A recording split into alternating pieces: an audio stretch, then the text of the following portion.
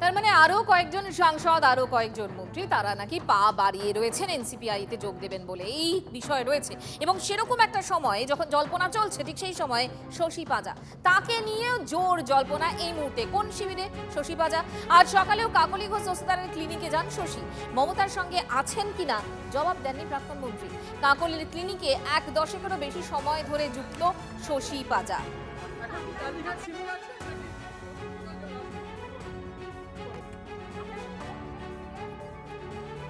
ছবি দেখালাম আপনাদের। এই মুহূর্তে কোন শিবিরে রয়েছেন শশী পাজা সেটা নিয়ে কোনো মন্তব্য অন্তত করতে চাননি শশী পাজা। কিন্তু সত্যিই তিনি কোন শিবিরে রয়েছেন এই মুহূর্তে, তার ভাবনা কি, ভূমিকা কি, কি পদক্ষেপ করতে চাইছেন তিনি, সবটাই বোঝার চেষ্টা করব। সৌরভ গুহ আমাদের সঙ্গে রয়েছেন, আমার সহকর্মী। সৌরভ। মঞ্জিরা, প্রথমেই যেটা বলবার যে সব থেকে গুরুত্বপূর্ণ হচ্ছে তুমি যে কথাটা বললে, এই নীরবতা। শশী পাজার এই নীরবতাটাই কিন্তু অত্যন্ত তাৎপর্যপূর্ণ।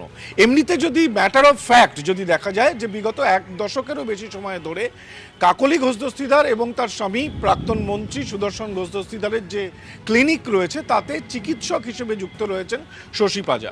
নিঃসন্দেহে ভোটের রেজাল্ট বেরোনোর পর শশী পাজাকে কোথাও দেখা যাচ্ছিল না। তিনি দিল্লিতে ছোট মেয়ের কাছে গিয়েছিলেন, তারপরেও বেশ সময় গড়িয়েছে, তাকে দেখা যাচ্ছিল না। এর মাঝখানে তাকে সেই ক্লিনিকে যেখানে তিনি কর্মরত সেইখানে তাকে দেখা যায়। এমনিতে এই বিষয়টির মধ্যে কোনো সমস্যা নেই।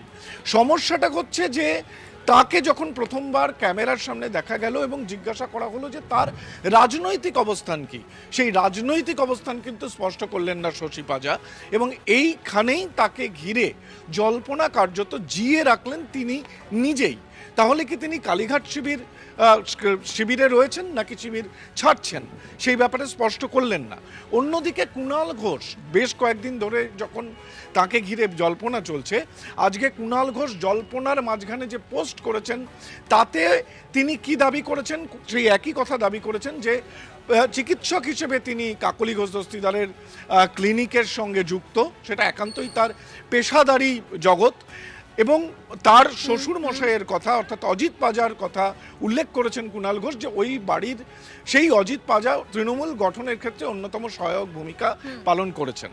কিন্তু নির্দিষ্টভাবে কিছু বলার ক্ষেত্রে এখনো পর্যন্ত কিন্তু শশী পাজা তিনি নিজে তার অবস্থান স্পষ্ট করলেন না।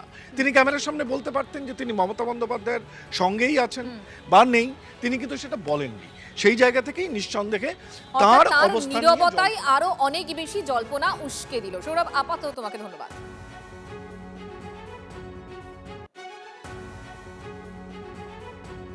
দেখুন, শিবির বদলের জল্পনার মধ্যেই শশী পাজার ভূমিকা নিয়ে কৌতূহল ডেফিনেটলি বাড়ছে।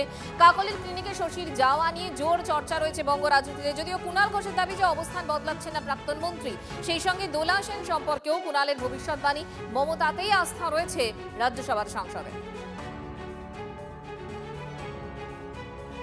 শশীদি তো একজন আমাদের একেবারে শুধু রাজনৈতিক সম্পর্ক নয়, শশীদির সঙ্গে একটা ব্যক্তিগত কানেকশন। এবং অজিত পাজা যখন আমায় খুব স্নেহ করতেন, ওনাদের বাড়িতে যেতাম, শশীদি আমায় তখন থেকে দেখছে।